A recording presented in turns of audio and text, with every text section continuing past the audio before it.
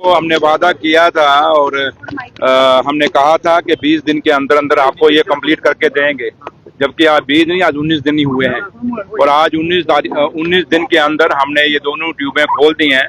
जो बैली ब्रिज है, जो आर्मी का बहुत बहुत शुक्रिया, क्योंकि उन्होंने हमारा जो कठिन वक्त था जब बिल्कुल ट्रैफिक ये फोर्थ ब्रिज बंद हो गया था, उसमें आर्मी ने हमारी सपोर्ट की और आर्मी ने वैली ब्रिज बनाया। और आज कल से मैंने जैसे मेरे इंजीनियर से बात हुई, उन्होंने कहा है कि हमने आर्मी से रिक्वेस्ट कर दी है और उन्होंने को कह दिया है कि आप अपना वैली ब्रिज उठा लें ताकि अब बिल्कुल खुल के ट्रैफिक दोनों चलें।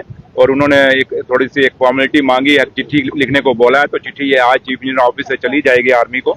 तो लिहाजा अब आपकी दोनों ब्रिज की दोनों ट्यूबें ये खुल जाएंगी और थोड़ा सा माइनर सा काम है और ये कल शाम तक बिल्कुल खत्म हो जाएगा। लेकिन सबसे बड़ी बात है कि हमने ये दोनों ट्यूबें फोर्थ ब्रिज की खोलनी थी, वो दोनों की दोनों खुल गई हैं और आप अभी वहीं खड़े हैं, आप खुद भी देख रहे हैं। और अब थोड़ा सा है कि ये हमने बैट मिक्स किया है, इसको थोड़ा सा इसको कंसोलिडेट करेंगे, उसके बाद मैग्नेटाइज भी कर देंगे। लेकिन फिलहाल आपको पता है कि अगर हम अभी करेंगे तो फीलिंग है बैठ सकती है, तो इसलिए जब तो थोड़ी गाड़ियां चलेंगी, जब गाड़ियां चलेंगी तो कंसोलिडेट हो जाएगा जब ये सारा कुछ, तो उसके बाद हम इसको मैग्नेटाइज भी कर देंगे। तो लिहाजा आप, क्योंकि हम जम्मू शहर के लोगों से माफ़ी चाहेंगे कि उनको बड़ी तकलीफ झेलनी पड़ी, आप लोगों को भी काफ़ी तकलीफ झेलनी पड़ी, लेकिन उमर अब्दुल्ला सरकार की यही कोशिश है। क्योंकि ये जो फ्लड आया था, वो फ्लड किसी ने उम्मीद नहीं किया था कि जम्मू सूबे में इतनी बारिशें होंगी और इतना फ्लड आएगा जिससे बेतहाशा नुकसान हो जाएगा।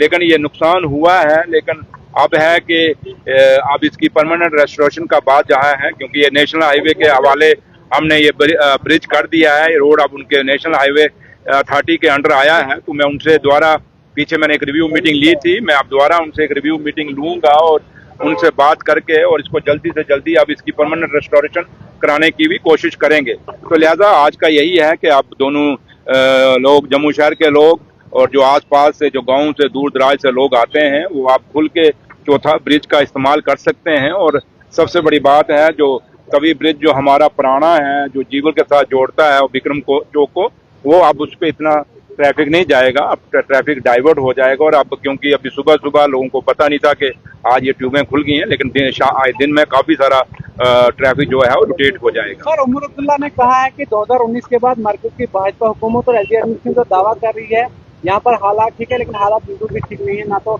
यहाँ पर जो मिलिट्री को कंट्रोल कर पाई है मरकज की भाजपा। आप क्या कहें? देखिए, अब जो हादसे हुए, जो उग्रवादियों ने जो कुछ जम्मू कश्मीर में 2019 के बाद किया, इस पे आपको खुद तबसरा करना चाहिए। आपको उमर साहब क्या कहते हैं, मैं क्या कहता हूँ, उमर अब्दुल्ला सरकार क्या कहती है, हम तो अपना एक विचार रखेंगे, अपनी एक बात रखेंगे। और जब हम अपनी बात कोई कहते हैं तो आप लोग सवाल पूछते हैं कि आपने क्यों कहा। बट आपका, पत्रकारों का भी जिम्मेवारी है, आप अपनी एक असेसमेंट करें। क्या 2019 के बाद, इस स्टेट को तोड़ने के बाद, यूटी बनाने से, जम्मू कश्मीर का स्पेशल स्टेटस जो 370 था वो तोड़ने के बाद, जिसके ऊपर बड़े ढोल बजाए गए, बड़े लड्डू बांटे गए, क्या उसके बाद कितना फर्क पड़ा है? ये चीजें एक असेस करने की जरूरत है। और मुझे लगता है इस पे अगर सही कोई ओपिनियन दे सकता है, आप लोग दे सकते हैं। उमर साहब ने एक बात कही है, उस बात को अब अगर आप कहते हैं कि उमर साहब ने गलत कहा है, तो आप अपने जो सर्वे करते हैं पत्रकार लोग, वो करिए ना, बताइए ना। अगर हम गलत, उमर साहब गलत बोल रहे हैं तो हमें गलत सिद्ध करिए। अगर हम ये कह रहे हैं कि 370 और 370 और स्पेशल अपना 370 और स्टेट तोड़ने से कोई फायदा हुआ तो क्या हुआ? हाँ, इतना हुआ कि हमें फायदा जरूर हुआ कि एक नकली स्मार्ट सिटी जम्मू शहर के अंदर बन गई और कश्मीर श्रीनगर के अंदर बन गई। क्या फायदा हुआ स्मार्ट सिटी पे? ये सवाल आपको पूछने चाहिए।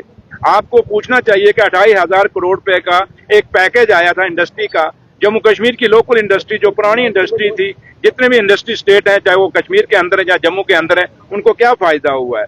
आप उनसे पूछ लीजिए कि 370-35 से तोड़ने के बाद या स्टेट तोड़ने के बाद जम्मू कश्मीर के बेरोजगार बच्चों को कितना रोजगार मिला, खुल के बताएं ना ये चीजों पे। तो इसलिए मैं, सबसे बड़ी बात है, अगर उमर साहब ने ये बात कही है, मेरे लीडर ने बात कही है, तो आप खुद भी तो बताएं गलत क्या है तो सही क्या है। चौधरी लाल सिंह का एक स्टेटमेंट सामने आया है कि उमर साहब डरते हैं, वो लोगों की लड़ाई नहीं लड़ सकते और ना ही वो अभी तक स्टेटहुड की लड़ाई लड़ पाए हैं। इस पर चौधरी लाल सिंह जी को किसने रोका कि आप लड़ाई ना लड़े? लड़े ना चौधरी लाल सिंह जी, हम तो कह रहे हैं लड़े, वो अपना लड़े, हम अपना नहीं लड़ रहे हैं। हम एक जिम्मेवार पोस्ट पे, उमर साहब एक जिम्मेवार पोस्ट पे बैठे हैं, एक कॉन्स्टिट्यूशनल पोस्ट पे बैठे हैं, और जब वो कॉन्स्टिट्यूशनल पोस्ट पे बैठे हैं तो अब अपने तरीके से हम वो तो अब नहीं कर, सरकार उठेगी तो यहाँ सड़कों पे जाम करना शुरू हो जाएगी, सरकार तो नहीं ना कर सकती, सरकार एक कॉन्स्टिट्यूशनल पोस्ट पे है।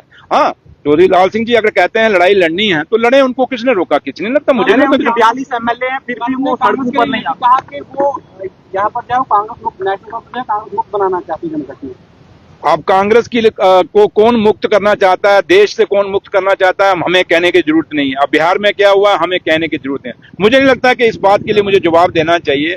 हमारा नेशनल कॉन्फ्रेंस का एक ही पॉलिसी है, और शेर कश्मीर शेख महमूदुल्लाह साहब से लेके डॉक्टर फारूक अब्दुल्ला साहब से लेकर आज उमर साहब तक हमारा एक ही रहा कि एक तो हिंदू मुस्लिम सिख ईसाई की जो एकता है हमेशा बरकरार रहे, और हमारा एक ही नारा है कि जियो और जीने दो। नेशनल कॉन्फ्रेंस कभी किसी को मुक्त करने की कोशिश नहीं करती। नेशनल कॉन्फ्रेंस हमेशा जब से ये बनी है आज तक हमेशा मुद्दों पे लड़ाई लड़ी है और मुद्दों पे बात रखी है। तो हम मुद्दों पे खड़े हैं और मुद्दों पे बात करते हैं। अब ये भी आपके सामने बात कर रहा हूं तो मुद्दों पे बात कर रहा हूं। मैं कोई खामखा की कोई ऐसी बात नहीं कह रहा जिससे कोई जम्मू कश्मीर के हालात खराब हों या देश के हालात हों। हम वो कहते हैं कि जो जम्मू कश्मीर का हिस्सा बनता है, अगर हमारा स्टेट का दर्जा बनता है तो हमें मिलना चाहिए। हमारी जमीनें और हमारी नौकरी बच्चों की महफूज रहनी चाहिए, उसके ऊपर प्रतिबंध रहना चाहिए ताकि बाहर के लोग इस पे ना ला सकें, हमारी जमीनें बाहर के लोग ना ले सकें। ये मुद्दे हैं जिन पे हम बात कर रहे हैं। हम ये मानते हैं उमर अब्दुल्ला सरकार के आगे कठिनाइयां बहुत हैं, मुश्किलें और मुसीबतें बहुत हैं, हमें बड़ी दिक्कतें आ रही हैं, लेकिन उसके बावजूद भी हम खड़े हैं, हम अपना मुकाबला कर रहे हैं। और इन 5 साल में हमारी पूरी कोशिश रहेगी कि हम अपनी तरफ से जो वादे लोगों के साथ करके आए हैं उन वादों पे खरे उतरें।